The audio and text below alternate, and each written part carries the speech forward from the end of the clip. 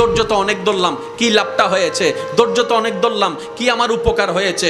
সহ্য করে কি জীবন যাবে নাকি? আপনার মনে এই প্রশ্ন যখন আসবে, আপনি বুঝে নেবেন এটা আপনার মনের প্রশ্ন নয়, এটা শয়তানের প্রশ্ন আপনার মনের মধ্যে ঢুকাই দিচ্ছে, যেন আপনি অধৈর্য হয়ে আঘাত করে ফেলেন। কারণ মিস্টার শয়তান ভালো করে জানে আল্লাহকে পাওয়াই হচ্ছে বান্দার কাজ, আর আল্লাহকে পাওয়ার জন্য বান্দার যতগুলা কাজ আছে সবচাইতে হাই লেভেলের অন্যতম একটা কাজের নাম হচ্ছে ধৈর্য। তো ধৈর্য দিলে তো আরো আপনাকে কাছে টেনে নিবে, ইতে তো ফেটরার। সেজন্য ও চায় না কেউ ধৈর্য ধরুক, সেজন্য বলে যে বহুত ধৈর্যস্ত আর কি ধরিবি। শয়তানের বলাটাকে আমরা মনে করি আমাদের মনের বলা, এটা আসলে বুঝতে হবে কোনটা আমাদের মনের বলা, কোনটা শয়তানের বলা। এবার আপনি শয়তানের কথাটা শুনে ছোট ভাইরে দইলা কলার সাই দইলা মাইরা দিয়েছেন, নাক একটা ফাটাই দিয়েছেন। কার কথা শুনে? জোরে বলতে হবে, কার কথা শুনে? তাহলে দোষীকে শয়তান, দোষীকে। এবার যখন আপনার হাটাজারির পুলিশ আসলো, পুলিশ এসে যখন আপনাকে গ্রেফতার করতে চাচ্ছে, আপনি বলবেন যে স্যার আমার কোনো দোষ নাই, উইতের দোষ। কার? শয়তানে হবু দাঁড়িয়ে কি জিরে, আমি কি বুঝাতে পারছি? ঠিক একই ক্যারেক্টারটা শয়তান হাসরের ময়দানেও করবে। আমরা যখন বলবো আল্লাহ নামাজ শয়তানে পড়তে দেয় নাই, শয়তান ডাইরেক্ট উল্টে যাবে। আমি কি বুঝাতে পারছি আমার যুবক ভাইদেরকে কথা? ও একটা দোষও নিবে না, ও বলবে যে আল্লাহ ও আমার কথা শুনবে কেন? তুমি না খাওয়া, ও তো তোমার কথা শোনা দরকার ছিল, আমি তো ওরে খাওয়াই না, ও আমার কথা শুনলো কেন? ডাইরেক্ট পোল্টি মারবে। তো যে পোল্টি মারবে তার দলে যাওয়ার কোনো দরকার।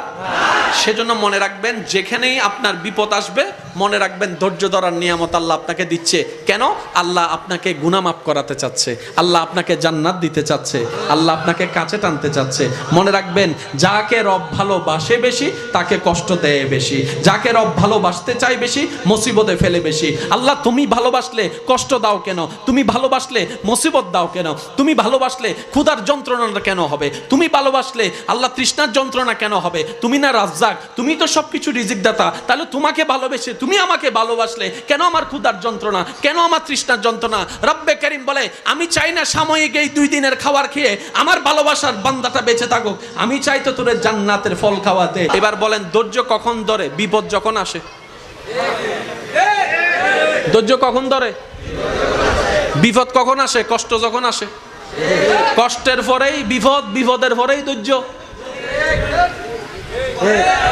এবার আমি বলবো আপনারা শুধু আছে না নাই, আপনারা যেটা মন চাই সেটাই বলবেন।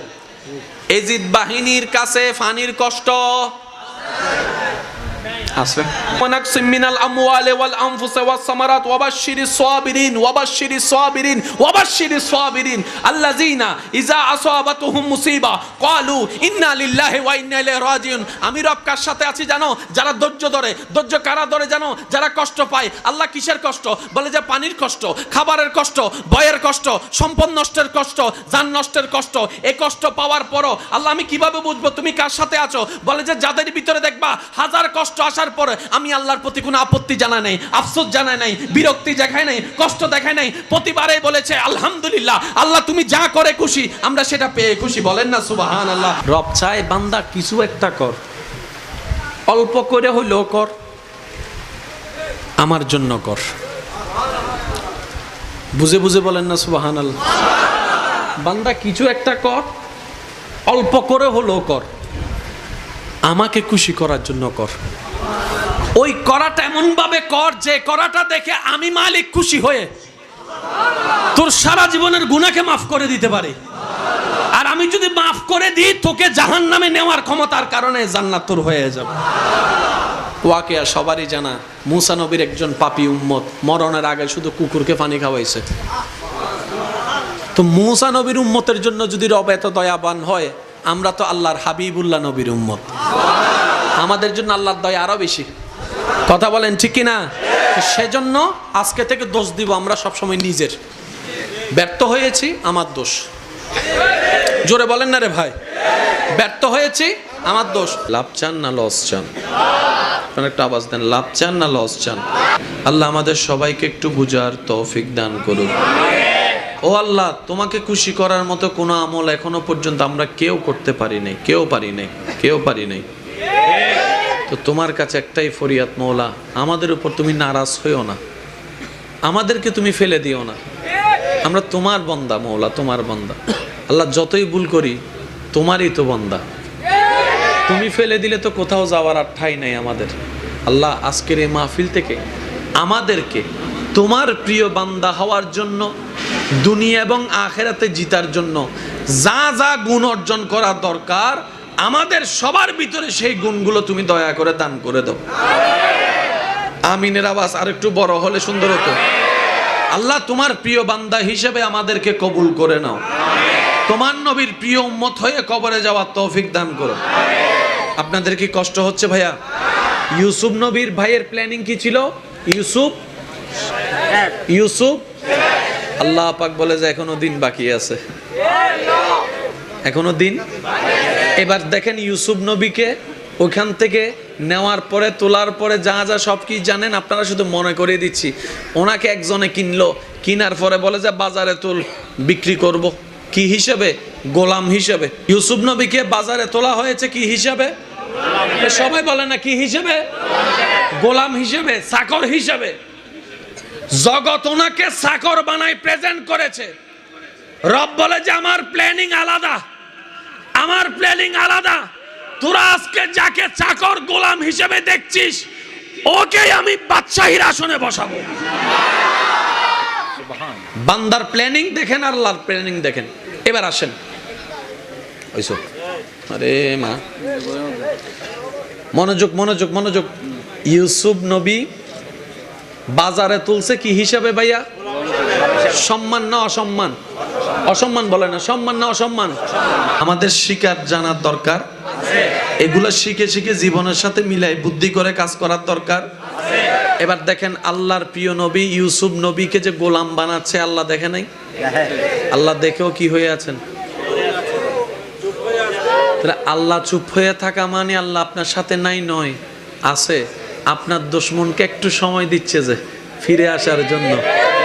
ফেরাউন যখন বলছে আমি আল্লাহ, আল্লাহ শুনছে, সাথে সাথে গার মটকায় দিতে পারতো। আল্লাহ বলে যে না, আজকে যদি তাকে সাথে সাথে সাদা দিই, সে হাসরের ময়দানে আমারে বলবে আল্লাহ আমি তো ভুল করছিলাম, তুমি তো আমাকে ফিরে আসার জন্য সময় দাও নাই, টাইম দাও নাই। এই কথা যেন বলতে না পারে, আমি তার বছরের পর বছর টাইম দিয়েছি ফিরে আসার জন্য। সেই ফেরাউন যদি মরণের একদিন আগেও বলতো আল্লাহ যা করছি ভুল করছি, আমি রহমান তারে মাফ করে দিতে রাজি আছি। কিন্তু সে তো আসে নাই, গাদ্দারি করছে। ভাই আমার কথা কি বুঝতেছেন আপনারা? এবার আসেন, ইউসুফ নবীকে জগতে কি বানাইছে? সম্মান দিল না অসম্মান? আল্লাহ পাক বলে যে এখনো আমারটা বাকি আছে। এবার দেখেন হেকমত কিভাবে ঘুরতেছে। ওই বাজারে যতগুলা গোলাম, মানে তো বুঝতে পারছেন, মানে তৎকালীন সময়ে মানুষ কেনা বেচা হতো মানে টাকার বিনিময়ে। এটা বলতো তো অসুন্দর, যেটা আমাদের নবী এসে একদম বন্ধ করে দিয়েছেন। সুবহানাল্লাহ। তো যখন ইউসুফ নবীকে বাজারে তুলছে, এখানে তো আরো অনেক মানুষ, অনেক গোলাম তুলছে, তাই না? ইউসুফ নবীর সৌন্দর্যটা এমন ছিল, চেহারার সৌন্দর্য, চোখের সৌন্দর্য এমন ছিল, হাজারটা গাঁদা ফুলের বাগানের ভিতরে একটা গোলাপ যেরকম, হাজার হাজার গোলামের ভিতরে ইউসুফ নবীর চেহারাটাও সেই রকম। এবার যেই দেখতে আসে ওনার চেহারা দেখে, যে বিক্রি করতে আসছে ওনারে বলে চেহারা দেখে তো গোলাম মনে হচ্ছে না, মনে হয় যেন বাদশার ফুট, বাদশাহ। এটা তো গোলামের কিছুই লাগে না, ওকে দেখতে গোলামের তো কিছু লাগেই না, দেখতে তো বাদশাহ মনে হচ্ছে। যখন যে জিনিসটা ইউনিক হয় এটার দাম একটু জোরে বলে না, দাম একটু, আর দাম যদি বেশি হয় সবার পক্ষে কিনা সম্ভব, কিনতে হবে টাকাওয়ালা। তো তৎকালীন টাকাওয়ালাকে, রাজা বাদশার সাথে যারা থাকে ওরা। এবার দেখেন আল্লাহর হেকমতটা দেখেন, সবাই এসে এসে দেখে দেখে আফসোস করে করে চলে যাচ্ছে, টাকা তো নাই, টাকা তো নাই, টাকা তো নাই। সবগুলান 500 টাকা, এটার দাম 5000 টাকা, আমার পক্ষে কিনা সম্ভব না, টাকায় টাকা ছাড়া। এখন বাদশার একজন প্রতিনিধি, বাদশার কাছের মানুষ যখন আসছে, আসার পরে দেখেছে মা চেহারা তো মাশাআল্লাহ, কেউ তো কিনতে পারবে না, তা আমি তো বাদশার মানুষ, আমি কিনতে না পারলে তো প্রেস্টিজ স্পন্সর, ল আমারে দে। কিনছে কে? বাদশার কাছের মানুষ। কিনছে কে? যার সবসময় বাদশার কাছে আসা যাওয়া। বুঝান না একটু? এমন একজন কিনছে যে বাদশার দরবারে সবসময় আসা যাওয়া করে, স্পেশাল মানুষ। এখন ও যদি ইউসুফ নবীকে কিনে, এখন অটোমেটিক ইউসুফ নবী ডাইরেক্ট ঢুকে গেছে গোলামের রাজ্য থেকে বাদশার ঘরে। সবাই যেখানে ওনাকে দোকানে বন্দি করার চিন্তা করছে গোলাম হিসেবে, ভাইদের প্ল্যানিং ছিল হয়তো এটাই। আল্লাহ পাক বলে যে আমার মনসা আলাদা, তোরা যাকে গোলাম বানালি আমি তাকে বাদশা বানাবো, যাকে তোরা বাজারে রাখতে চেয়েছিস আমি আল্লাহ কুদরতি ব্যবস্থাপনা এখন ডাইরেক্ট রাজমহলে ঢুকাই দিছি। হিকমতকার আল্লাহ। ওইটা আপনার জীবনে আসা পর্যন্ত আপনাকে অপেক্ষা করার নামই ধৈর্য। আবার বলছি, প্রত্যেকটা মানুষের জীবনে আল্লাহর একটা স্পেশাল দয়া থাকে। ওই দয়াটা আসা পর্যন্ত চুপ করে বসে থাকাটা, আমার আল্লাহ যা করে যা করে যা করে, এটার নাম ধৈর্য, এটার নাম সহ্য। আর যে ধৈর্য ধরে, ইন্নাল্লাহা মা'আস সাবিরিন, রব তার সাথেই থাকে। আর রব যার সাথে হয় সে কখনো ফেল হয় না। হিসাব ক্লিয়ার, এখানে কোনো ভেজাল নাই ভাই। এখন আপনার জিত আপনাকে জিততে হবে, আমার জিত আমাকে জিততে হবে। নিজে বাঁচিলে ভাই জোর নহত চাই, যারা নিচে বৈশ্য না আর ভাই চুপ করিতে হবেন, যারা চেয়ারত বৈশ্য মিটার একবার হন চাই। নিজে বাঁচিলে এই দুন মানুষের আওয়াজ ইল্লে ওই ভাই বুঝছি, ওনার আওয়াজ নয় দুন, যারা সিডাঙ্গে আসুন তার একবার আওয়াজ দন। নিজে বাঁচিলে ইয়া না বুঝা যাতে মেডিন সিডেঙ্গে, নহলে তো রোহিঙ্গা তুন গুদু আই ঢুকি কি ভানলার কেন ওয়া সাই সিডেঙ্গে ওয়া মেডিট ফলে লোয়া সিডেঙ্গে ওলা কল একবার হ মারহাবা। ও বাজরি বে হাল্লে রায় দিয়ে দে, কেন আওয়াজ দিও না ভাই। আর আরেকবার মাহফিল করলে হয়তো শেয়ার হইলেও ভাই শেয়ার দিবে, নয়তো ডাইরেক্ট বডি হইলে বডি দিবে। দুই রকম হইলে মাহফিল দুই লই যাবি, মনে তাইব না ইনশাল্লাহ। এত মানে দুই লেভেলে রয়ে যাবি, আমরা বুঝছেন ফল কি হয় ইনশাল্লাহ। আমরা তো খেয়াল লাগবেন ইনশাল্লাহ। ডর করে একবার হন না মারহাবা। এখন ইউসুফ নবী চলে গেছে কোথায়? যেখানে যেতে ঢুকতে পারে সবাই, যেখানে গিয়ে বাহিরে দাঁড়ায়, আল্লাহ ইউসুফ নবীরে ঢুকে দিছে ঘরের ভিতরে। ভাই একটু জোরে বলেন না সুবহানাল্লাহ। এবার যে কিনছে কিনে পড়ছে আরেক বিপদে। ইউসুফ নবীরে যে দেখে এত সুন্দর কা ইবে হতো নেই, এত সুন্দর কা দাম হতো, এত সুন্দর কা দাম হতো। বুঝতেছেন তো বিষয়টা? হইতে হইতে বিরক্ত হয়ে গিয়ে শেষ পর্যন্ত দিতে হদ ওয়া কাহাজ গর সাদল্ল এইবারে ডাহি ফেল। ভাইয়া সাদর দিহারে ডাকি দে কিনলেইবে কি দেয় বেশি কি দেয় একখানা মাইকুর আওয়াজ জানা যার একখানা উনিবেন চাদর দিয়ে কারে ডাকছে কেন কেন? ইউসুফ নবীর সমস্যা কি? তার মানে চাদরে ডাকে কারা? যারা সুন্দর। বোরকা পরে কারা? যারা সুন্দর। পর্দা করবে কারা? যারা সুন্দর। আর যারা বলে যে আমরা সুন্দর নাই, পর্দা করারও দরকার নাই। সুবহানাল্লাহ। হরিণ ধৈর্য তো অনেক ধরলাম, কি লাভটা হয়েছে? ধৈর্য তো অনেক ধরলাম, কি আমার উপকার হয়েছে? সহ্য করে কি জীবন যাবে নাকি? আপনার মনে প্রশ্ন যখন আসবে আপনি বুঝে নেবেন এটা আপনার মনের প্রশ্ন নয়, এটা শয়তানের প্রশ্ন আপনার মনের মধ্যে ঢুকাই দিচ্ছে, যেন আপনি অধৈর্য হয়ে আঘাত করে ফেলেন। কারণ মিস্টার শয়তান ভালো করে জানে আল্লাহকে পাওয়াই হচ্ছে বান্দার কাজ। আর আল্লাহকে পাওয়ার জন্য বান্দার যতগুলা কাজ আছে সবচাইতে হাই লেভেলের অন্যতম একটা কাজের নাম হচ্ছে ধৈর্য। তো ধৈর্য দিলে তো আরো আপনাকে কাছে টেনে নিবে। ইতের তো ফেটর। সেজন্য ও চায় না কেউ ধৈর্য ধরুক, সেজন্য বলে যে বহুত ধৈর্যস্ত আর কি ধরিবি। শয়তানের বলাটাকে আমরা মনে করি আমাদের মনের বলা। এটা আসলে বুঝতে হবে কোনটা আমাদের মনের বলা, কোনটা শয়তানের বলা। এবার আপনি শয়তানের কথাটা শুনে ছোট ভাইরে দইলা কলার সাই দইলা মাইরা দিয়েছেন, নাক একটা ফাটাই দিয়েছেন। কার কথা শুনে? জোরে বলতে হবে কার কথা শুনে। তাহলে দোষীকে? শয়তান। দোষীকে? এবার যখন আপনার হাটাজারির পুলিশ আসলো, পুলিশ এসে যখন আপনাকে গ্রেফতার করতে চাচ্ছে, আপনি বলবেন যে স্যার আমার কোনো দোষ নাই, উইতের দোষ। কার?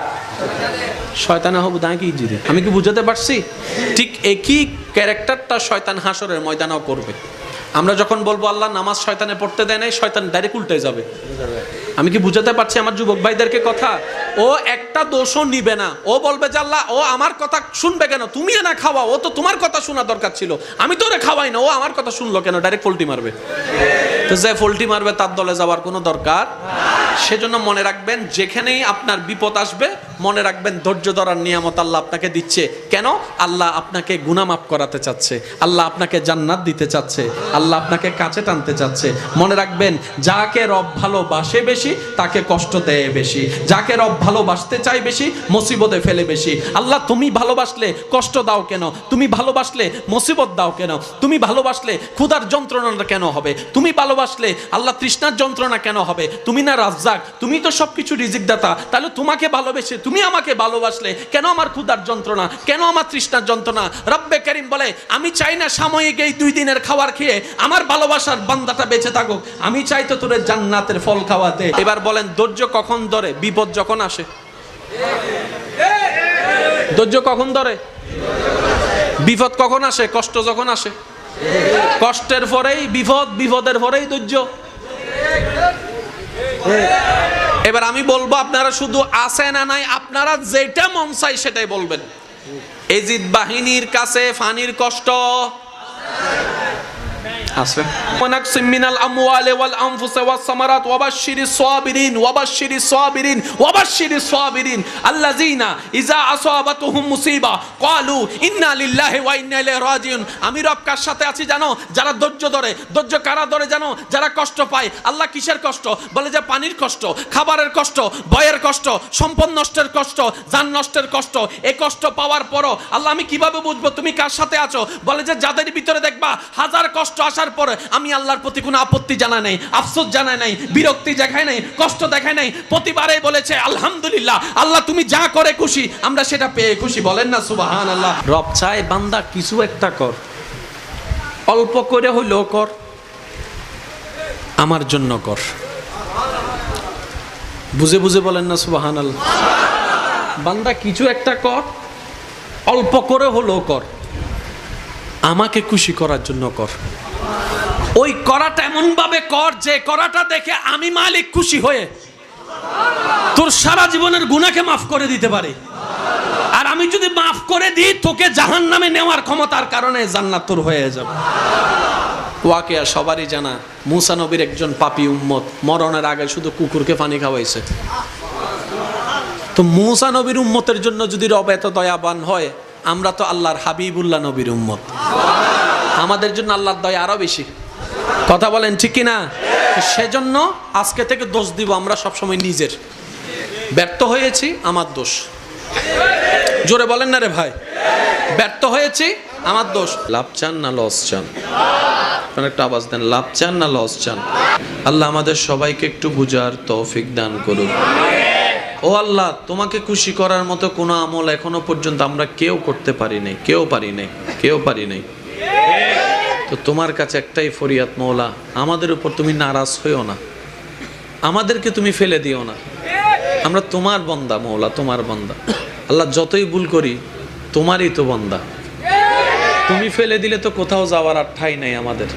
আল্লাহ আজকের এই মাহফিল থেকে আমাদেরকে তোমার প্রিয় বান্দা হওয়ার জন্য, দুনিয়া এবং আখিরাতে জিতার জন্য যা যা গুণ অর্জন করা দরকার, আমাদের সবার ভিতরে সেই গুণগুলো তুমি দয়া করে দান করে দাও। আমিনের আওয়াজ আর একটু বড় হলে সুন্দর হতো। আল্লাহ তোমার প্রিয় বান্দা হিসেবে আমাদেরকে কবুল করে নাও, তোমার নবীর প্রিয় উম্মত হয়ে কবরে যাওয়ার তৌফিক দান করো। আপনাদের কি কষ্ট হচ্ছে ভাইয়া? ইউসুফ নবীর ভাইয়ের প্ল্যানিং কি ছিল? ইউসুফ আল্লাহ পাক বলে যে এখনো দিন বাকি আছে, এখনো দিন। এবার দেখেন ইউসুফ নবীকে ওইখান থেকে নেওয়ার পরে, তোলার পরে যা যা সব কি জানেন আপনারা, শুধু মনে করে দিচ্ছি। ওনাকে একজনে কিনলো, কিনার পরে বলে যে বাজারে তুল, বিক্রি করব। কি হিসেবে? গোলাম হিসেবে। ইউসুফ নবীকে বাজারে তোলা হয়েছে কি হিসাবে? সবাই বলে না কি হিসেবে? গোলাম হিসেবে, চাকর হিসেবে। জগৎ ওনাকে চাকর বানাই প্রেজেন্ট করেছে। রব বলে যে আমার প্ল্যানিং আলাদা, আমার প্ল্যানিং আলাদা। তোরা আজকে যাকে চাকর গোলাম হিসেবে দেখছিস, ওকে আমি বাদশাহীর আসনে বসাবো। বান্দার প্ল্যানিং দেখেন, আল্লাহর প্ল্যানিং দেখেন। এবার আসেন, ওইসব আরে মা, মনোযোগ মনোযোগ মনোযোগ। ইউসুফ নবী বাজারে তুলছে কি হিসাবে ভাইয়া? সম্মান না অসম্মান? অসম্মান বলে না, সম্মান না অসম্মান। আমাদের শিকার জানার দরকার, এগুলো শিখে শিখে জীবনের সাথে মিলাই বুদ্ধি করে কাজ করার দরকার। এবার দেখেন আল্লাহর প্রিয় নবী ইউসুফ নবীকে যে গোলাম বানাচ্ছে আল্লাহ দেখে নাই? আল্লাহ দেখেও কি হয়ে আছেন? আল্লাহ চুপ হয়ে থাকা মানে আল্লাহ আপনার সাথে নাই নয়, আছে। আপনার দুশমনকে একটু সময় দিচ্ছে যে ফিরে আসার জন্য। ফেরাউন যখন বলছে আমি আল্লাহ, আল্লাহ শুনছে, সাথে সাথে গার মটকায় দিতে পারতো। আল্লাহ বলে যে না, আজকে যদি তাকে সাথে সাথে সাদা দিই, সে হাসরের ময়দানে আমারে বলবে আল্লাহ আমি তো ভুল করছিলাম, তুমি তো আমাকে ফিরে আসার জন্য সময় দাও নাই, টাইম দাও নাই। এই কথা যেন বলতে না পারে, আমি তার বছরের পর বছর টাইম দিয়েছি ফিরে আসার জন্য। সেই ফেরাউন যদি মরণের একদিন আগেও বলতো আল্লাহ যা করছি ভুল করছি, আমি রহমান তারে মাফ করে দিতে রাজি আছি। কিন্তু সে তো আসে নাই, গাদ্দারি করছে। ভাই আমার কথা কি বুঝতেছেন আপনারা? এবার আসেন, ইউসুফ নবীকে জগতে কি বানাইছে? সম্মান দিল না অসম্মান? আল্লাহ পাক বলে যে এখনো আমারটা বাকি আছে। এবার দেখেন হেকমত কিভাবে ঘুরতেছে।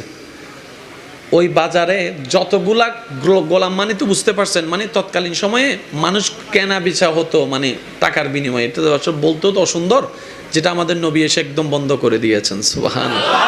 তো যখন ইউসুফ নবীকে বাজারে তুলছে, এখানে তো আরো অনেক মানুষ অনেক গোলাম তুলছে, তাই না? ইউসুফ নবীর সৌন্দর্যটা এমন ছিল,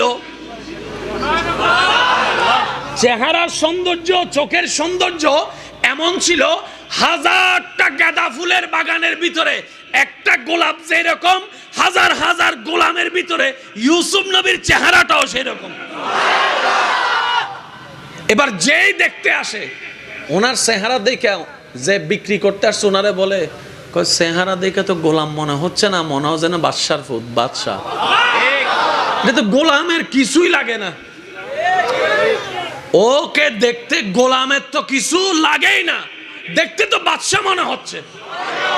যখন যে জিনিসটা ইউনিক হয় এটার দাম একটু জোরে বলে না, দাম একটু, আর দাম যদি বেশি হয় সবার পক্ষে কিনা সম্ভব, কিনতে হবে টাকাওয়ালা। তো তৎকালীন টাকাওয়ালাকে রাজা বাদশার সাথে যারা থাকে ওরা। এবার দেখেন আল্লাহর হেকমতটা দেখেন, সবাই এসে এসে দেখে দেখে আফসোস করে করে চলে যাচ্ছে, টাকা তো নাই, টাকা তো নাই, টাকা তো নাই। সব গুলান 500 টাকা, এটার দাম 5000 টাকা, আমার পক্ষে কিনা সম্ভব না, টাকায় টাকা ছাড়া। এখন বাদশার একজন প্রতিনিধি, বাদশার কাছের মানুষ যখন আসছে, আসার পরে দেখেছে মা চেহারা তো মাশাআল্লাহ, কেউ তো কিনতে পারবে না, তা আমি তো বাদশার মানুষ, আমি কিনতে না পারলে তো প্রেস্টিজ স্পন্সর, ল আমারে দে। কিনছে কে? বাদশার কাছের মানুষ। কিনছে কে? যার সবসময় বাদশার কাছে আসা যাওয়া। বুঝেন না একটু?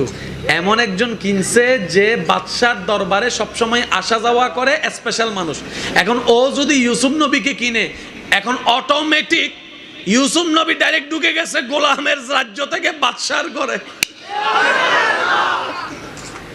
সবাই যেখানে ওনাকে দোকানে বন্দি করার চিন্তা করছে গোলাম হিসেবে, বাইদের প্ল্যানিং ছিল হয়তো এটাই। আল্লাহ পাক বলে যে আমার মনসা আলাদা, তোরা যাকে গোলাম বানালি আমি তাকে বাদশা বানাবো, যাকে তোরা বাজারে রাখতে চেয়েছিস আমি আল্লাহ কুদরতি ব্যবস্থাপনা এখন ডাইরেক্ট রাজমহলে ঢুকাই দিছি। হিকমতকার আল্লাহ। ওইটা আপনার জীবনে আসা পর্যন্ত আপনাকে অপেক্ষা করার নামই ধৈর্য। আবার বলছি, প্রত্যেকটা মানুষের জীবনে আল্লাহর একটা স্পেশাল দয়া থাকে। ওই দয়াটা আসা পর্যন্ত চুপ করে বসে থাকাটা, আমার আল্লাহ যা করে যা করে যা করে, এটার নাম ধৈর্য, এটার নাম সহ্য। আর যে ধৈর্য ধরে, ইন্নাল্লাহা মা সাবিরিন, রব তার সাথেই থাকে। আর রব যার সাথে হয় সে কখনো ফেল হয় না। হিসাব ক্লিয়ার, এখানে কোনো ভেজাল নাই ভাই। এখন আপনার জিত আপনাকে জিততে হবে, আমার জিত আমাকে জিততে হবে। নিজে বাঁচিলে ভাই জোর নহত চাই, যারা নিচে বসছো না আর ভাই চুপ করি থাকবেন, যারা চেয়ারত বসছো মিটার একবার হন চাই, নিজে বাঁচিলে এই দুন মানুষের আওয়াজ ইল্লে ওই ভাই বুঝছি, ওনার আওয়াজ নয় দুন, যারা সিডাঙ্গে আসুন তার একবার আওয়াজ দন, নিজে বাঁচিলে।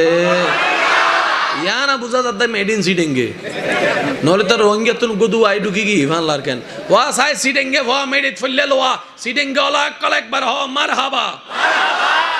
ও বাজরি হাল্লে রায় দিয়ে দে, কেন আওয়াজ টাওয়াজ দিও না ভাই। আর আরেকবার মাহফিল করলে হয়তো শেয়ার হইলেও ভাই শেয়ার দিবে, নয়তো ডাইরেক্ট বডি হলে বডি দিবে, দুই রকম হইলে মাহফিল দুই লই যাবি মনে তাই বলে ইনশাল্লাহ এত মানে দুই লেভেলে রয়ে যাবি আমরা বুঝছেন ফল কি হয় ইনশাল্লাহ আমরা তো খেয়াল লাগবেন ইনশাল্লাহ ডর করে একবার হন নাম্বার হাবা। এখন ইউসুফ নবী চলে গেছে কোথায়? যেখানে যেতে ঢুকতে পারে সবাই, যেখানে গিয়ে বাহিরে দাঁড়ায় আল্লাহ ইউসুফ নবীর ঢুকে দিছে ঘরের ভিতরে। ভাই একটু জোরে বলেন না সুবহানাল্লাহ। এবার যে কিনছে কিনে পড়ছে আরেক বিপদে। ইউসুফ নবীরে যে দেখে এত সুন্দর কা ইবে হতো নিন্ন, এত সুন্দর কা দাম হতো, এত সুন্দর কা দাম হতো, বুঝতেছেন তো বিষয়টা? হইতে হইতে বিরক্ত হয়ে গিয়ে শেষ পর্যন্ত দিতে হদ ওয়া কাহাজ গর সাদল্ল এইবারে ডাকি গেল ভাইয়া সাদর দিহারে ডাকি দেয় কিনলেইবে কি দেয় বেশি কি দেয় একখানা মাইকুর আওয়াজ জানা যার একখানা উনিবেন চাদর দিয়ে কারে ডাকছে কেন ইউসুফ নবীর সমস্যা কি? তার মানে চাদরে ডাকে কারা? যারা সুন্দর। বোরকা পরে কারা? যারা সুন্দর। পর্দা করবে কারা? যারা সুন্দর। আর যারা বলে যে আমরা সুন্দর নাই, পর্দা করারও দরকার নাই। সুবহানাল্লাহ। হরিণ